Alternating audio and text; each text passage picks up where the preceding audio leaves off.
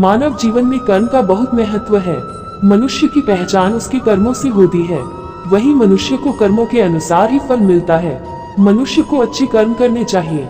अच्छे कर्मों से मनुष्य समाज में सम्मान प्राप्त कर सकता है। मनुष्य के कर्म उसके जीवन की दिशा निर्धारित करते हैं। अच्छे कर्मों का फल भी अच्छा होता है, वही बुरे कर्मों का परिणाम भी बुरा होता है। कथा में उपदेश देते हुए उन्होंने कहा कि महाभारत का युद्ध कौरवों के बुरे कर्मों का परिणाम था। महाभारत के युद्ध में अर्जुन ने कौरवों से युद्ध करने से इनकार कर दिया था। इस पर भगवान श्री कृष्ण ने गीता का उपदेश देकर अर्जुन की दुविधा दूर की थी। उन्होंने कहा कि मृत्यु केवल शरीर की होती है, आत्मा अजर और अमर है। जिस प्रकार हम पुराने कपड़ों का त्याग कर नए कपड़े धारण करते हैं, उसी प्रकार आत्मा भी एक शरीर का त्याग कर दूसरा शरीर धारण करती है। भगवान कृष्ण ने कहा था कि संसार में जो व्यक्ति जन्म लेता है उसकी मृत्यु भी निश्चित है। हमें केवल अपना कर्म करना चाहिए, फल हमें अपने कर्मों के आधार पर ही मिलता है। भगवान श्री कृष्ण के उपदेश के बाद अर्जुन की सारी दुविधा दूर हो गई और उन्होंने धर्म की रक्षा के लिए युद्ध करने का निर्णय लिया। उन्होंने श्रद्धालुओं को निस्वार्थ भाव से कर्म करने, जरूरतमंद आदमियों की सहायता करने के लिए प्रेरित किया। जिस धर्म में जैसी सोच होती है उसकी उपासना पद्धति के अनुसार स्वाध्याय करना सामयिक कहा जाता है। वैदिक परंपरा में भक्ति को सर्वोच्च माना जाता है। भक्ति का प्रत्येक रास्ता भगवान के पास जाता है। जहाँ अहंकार होता है वहाँ पर भक्ति नहीं होती। भगवान की भक्ति से मानव के सभी कष्ट दूर हो जाते हैं। जब मानव सका भगवान में मोह हो जाता है तो वह सभी प्रकार की मोह माया से विरक्त हो जाता है। इस भक्ति से ही पूजा का जन्म होता है। इसी प्रकार मुस्लिम समाज के लोगों द्वारा अपने गुनाहों को माफ करने की अरदास की जाती है। जैन धर्म में इसी प्रार्थना को स्तुति का नाम दिया गया है। जैन धर्म की इस परंपरा को उपासना पद्धति कहा जाता है। उन्होंने कहा कि संभाव से जो साधना की जाती है उसे ही सामयिक कहते हैं। जब संभाव जाता है तो उसके अंदर राग द्वेष समाप्त हो जाते हैं। संसार के प्रत्येक प्राणी को अपने कर्मों का फल भोगना ही पड़ता है, इससे मुक्ति कभी नहीं मिलती है। ये बात और है कि किस कर्म का फल कब मिलता है। जो कर्म ज्यादा होते हैं उसे बाद में तथा जो कम होते हैं उससे पहले भोगने को मिलता है। वैसे इसका कोई एक ही पैमाना न होकर परिस्थिति तथा दैवी कृपा से निर्धारण होते देखा या सुना गया है। यदि अच्छे कर्म ज्यादा है तो बुरे कर्मों का फल इसी जन्म में तथा अच्छे का फल अगले जन्म में या इसी जन्म के बाद के दिनों में भोगने को मिलता है। जैसा बीज बोगे वैसा ही फल काटोगे। मनुष्य अपने कर्मों का फल इसी जन्म में पाता है।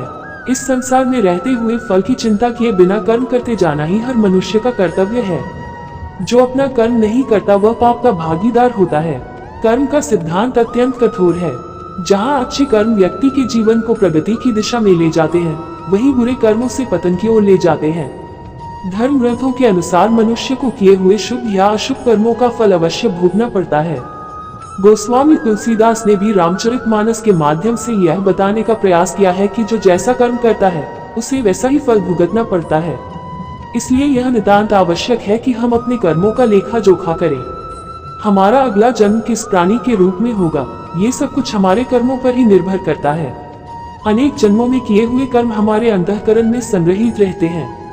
वे संचित कर्म कहलाते हैं और उनसे ही प्रारब्ध बनता है। इसलिए भगवान श्री कृष्ण ने गीता में कर्म को प्रधानता देते हुए यहाँ तक स्पष्ट किया है कि व्यक्ति की यात्रा जहाँ से छूटती है अगले जन्म में वह वहीं से प्रारंभ होती है। जो प्रकृति के नियमों का पालन करता है वह परमात्मा के करीब है। संसार के प्रत्येक प्राणी को अपने कर्मों का फल भोगना ही पड़ता है, इससे मुक्ति कभी नहीं मिलती है। ये बात और है कि किस कर्म का फल कब मिलता है। जो कर्म ज्यादा होते हैं उसे बाद में तथा जो कम होते हैं उससे पहले भोगने को मिलता है। वैसे इसका कोई एक ही पैमाना न होकर परिस्थिति तथा दैवी कृपा से निर्धारण होते देखा या सुना गया है। यदि अच्छे कर्म ज्यादा है तो बुरे कर्मों का फल इसी जन्म में तथा अच्छे का फल अगले जन्म में या इसी जन्म के बाद के दिनों में भोगने को मिलता है। जैसा बीज बोगे वैसा ही फल काटोगे। मनुष्य अपने कर्मों का फल इसी जन्म में पाता है। इस संसार में रहते हुए फल की चिंता किए बिना कर्म करते जाना ही हर मनुष्य का कर्तव्य है। जो अपना कर्म नहीं करता वह पाप का भागीदार होता है। मनुष्य को कौन कौन से कर्म करने चाहिए? 1. मनुष्य को अपने घर परिवार की आवश्यकताओं का ध्यान रखना चाहिए। अधिक पैसा होने के बावजूद जरूरत पड़ने पर उसे संभाले रखना भी बुरा कर्म बताया गया है। उस धन का इस्तेमाल मुसीबत के समय अवश्य करें। धन बचाने के लालच में न पड़े। 2. अपनी आय से अधिक खर्च न करें और अपने सामर्थ्य के अनुसार ही दान पुण्य करें। अपनी क्षमता से अधिक दान पुण्य और खर्च आपको पाप का भोगी बना सकता है। 3. हमेशा अच्छे लोगों की में संगत में रहे और दुष्ट छल कपटी की संगति से खुद को बचाकर रखें। बुरी संगति हमें अक्सर बुरे परिणाम ही देती है। 4. कभी भी खुद के स्वार्थ के लिए दूसरों का हित करने का न सोचें।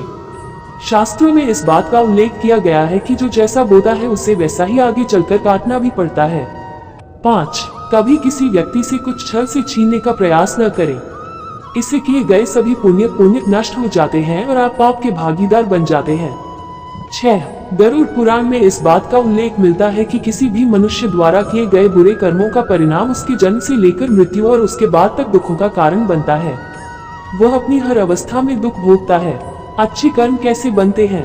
अच्छे कर्म के बनने से पहले हमें इस पर ध्यान देने की जरूरत है कि आखिर अच्छे कर्मों बनने का सबसे पहला पड़ाव क्या है। मनुष्य के द्वारा किए जाने वाले सभी कर्म उसके विचारों से निर्मित होते हैं। हमारी सकारात्मक या नकारात्मक सोच विचारों को जन्म देती है और वही विचार कर्म बनते हैं। इस तरह सोच सकारात्मक होने पर ही अच्छे कर्मों का निर्धारण हो सकता है। अच्छे कर्म को करने के लिए हमारे आसपास का वातावरण बहुत अधिक जिम्मेदार होता है। कहा भी जाता है कि जैसा वातावरण वैसे हम, इसलिए कोशिश करें कि अपने घर का वातावरण और शरीर का आभामंडल सकारात्मक बनाए रखें। इसके लिए अपने घर में पारद शिवलिंग ओरिजिनल पारद शिवलिंग को रखें। पारद शिवलिंग में समाहित सकारात्मक ऊर्जा घर और व्यक्ति दोनों को सकारात्मक बनाए रखने में बहुत बड़ी भूमिका अदा करती है। बस ध्यान रहे कि इसे पूजा विधि के द्वारा घर में स्थापित करें और नियमित तौर पर पूजा अर्चना करते रहें। पिछले जन्म में वो घोड़ी थी जिसके चलते रोहित की जिंदगी खत्म हुई। आज रोहित ने बदला ले लिया और इसकी जिंदगी नर्क बनाकर चला गया। जीवन में कुछ भी बिना कारण नहीं हो रहा है। हो सकता है बीज आपने बहुत पहले लगाया हो और आप भूल गए हो। वही बीज पेड़ बन जाता है तब हमें पता चलता है। इसलिए आप कैसा बीज लगाते हो हमेशा याद रखो। प्रकृति हिसाब करती है। आप याद रखो न रखो, प्रकृति हमेशा याद रखती है। सेठ निरुत्तर हताश घर की सीढ़ी पर बैठा अपने कर्म को कोस रहा था। हमेशा अपने कर्म पर ध्यान दे। ऊपर वाले की लाठी में आवाज नहीं होती पर असर पूरा करती है। समय की कद्र करने वाले हमेशा अपने कर्म में व्यस्त रहते हैं। आपके कर्मों की गूंज शब्दों की गूंज से भी ऊंची होती है। अगर आप किसी और के साथ गलत करने जा रहे हो तो अपनी बारी का इंतजार भी जरूर करना। जो अपने कर्म में विश्वास रखते हैं वो नसीब का रोना नहीं रोते। हर किसी को आजादी है अपनी जिंदगी अपनी मर्जी से जीने का, पर आजादी में अपने कर्म को मत भूलना। याद रखना, एक गलत काम आपकी आजादी छीन सकता है। हर व्यक्ति को उसके कर्म करने की पूरी आजादी है, लेकिन कर्म के परिणामों में चुनाव उसके हाथ में नहीं। कर्म पथ पर चलते रहना ही तो जीवन हमारा है। रुक जाएंगे जिस दिन हम समझो अंत हमारा है। आज आप प्रकृति का विनाश करेंगे, कल ये आपकी सभ्यता का विध्वंस कर देगी। कर्म से ही पहचान होती है। इंसानों की दुनिया में अच्छे कपड़े तो बेजुबान पुतलों को भी पहनाया जाता है। दुकानों में कर्म करो, फल की चिंता मत करो, मगर कर्म वही करो जिसका संभावित फल तुम्हारी चिंता का कारण न बने। जैसे एक बछड़ा 1000 गायों की भीड़ में भी अपनी माँ को ढूंढ लेता है, वैसे ही कर्मा करोड़ों लोगों में अपने कर्ता को ढूंढ ही लेता है। जीवन मिलना यह भाग्य पर निर्भर है, मृत्यु होना समय पर निर्भर है, किंतु मृत्यु के बाद भी लोगों के दिलों में रहना अपने कर्मों पर निर्भर है।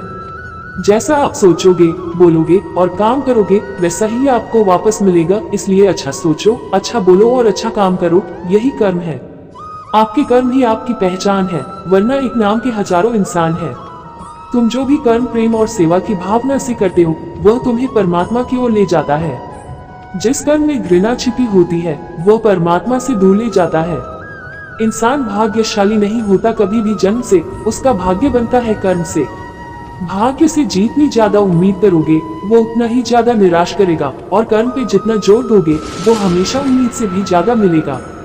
कोई मेरा बुरा करे वो उसका कर्म है, मैं किसी का बुरा ना करूं वो मेरा धर्म है। अच्छी सोच रखोगे तो सब अच्छा होगा, अगर बुरी सोच रखोगे तो सब बुरा ही होगा। इसलिए सकारात्मक रहिए, यही कर्म है। क्या मिलना है ये कर्म की बात है, क्या लेना है ये धर्म की बात है। अच्छा हो या बुरा हो पर कर्मों का फल जरूर मिलता है। किसी को जल्दी मिलता है तो किसी को थोड़ी देर से मिलता है। जो दूसरे को धोखा देते हैं किस्मत उन्हें हर रोज धोखा देती है। किसी के साथ गलत करके अपनी बारी का इंतजार जरूर करना।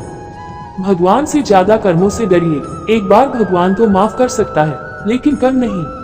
अगर किसी के लिए कांटे बिछाओगे तो वापस कांटे ही मिलते हैं, और किसी के लिए फूल बिछाओगे तो आपको वापस फूल ही मिलेंगे। उन्हीं की किस्मत अच्छी होती है जो कर्म अच्छे करते हैं। इंसान भाग्यशाली नहीं होता कभी भी जन्म से, उसका भाग्य बनता है कर्म से। इंसानियत दिल में होती है, हैसियत में नहीं। ऊपर वाला कर्म देखता है, वसीयत नहीं। कर्म तेरे अच्छे हैं तो किस्मत तेरी दासी है, नियत तेरी अच्छी है तो घर में मथुरा काशी है। किसी ने तकलीफ दिया है तो उस पर ध्यान मत दो, जितना आप उसी बारे में सोचोगे तो तकलीफ ही होगी। अगर उस पर ध्यान न देकर उससे कुछ सीखते हैं तो आपको जिंदगी में आगे ले जाएगी। ये जरूरी तो नहीं कि इंसान हर रोज मंदिर जाए, बल्कि कर्म ऐसे होने चाहिए कि इंसान जहाँ भी जाए मंदिर वही बन जाए। दान धर्म करना इस पूरी दुनिया का सबसे बड़ा कर्म है। फिक्र मत करना, तुम्हारे गुनाह को तुम्हारे कर्म ढूंढ ही लेंगे। जो आपके साथ बुरे हैं उनके साथ ना अच्छे रहो, ना बुरे, सिर्फ उनसे दूर रहो। भगवान से ज्यादा कर्मों से डरिए। एक बार भगवान तो माफ कर सकता है, लेकिन कर्म नहीं। जैसा काम करोगे वैसा ही फल मिलता है, इसलिए अपनी सोच को अच्छा रखे, किसी को भी अच्छा बोले, अच्छा काम करे और अच्छे लोगों के साथ रहे। तुम जो भी कर्म प्रेम और सेवा की भावना से करते हो वह तुम्हें परमात्मा की ओर ले जाता है। जिस कर्म में घृणा छिपी होती है वह परमात्मा से दूर ले जाता है।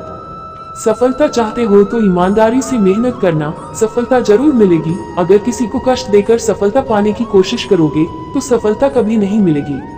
अपना समय ये सोचकर बर्बाद ना करो कि दूसरों ने तुम्हारे साथ क्या किया, तुम्हारी जगह कर्मों को उनका जवाब देने दो। कर्म है जनाब, जो जैसा करेगा वह वैसा ही भरेगा। कर्म के द्वारा मौन रहते हुए चींटी से अच्छा उपदेश कोई दूसरा नहीं दे सकता।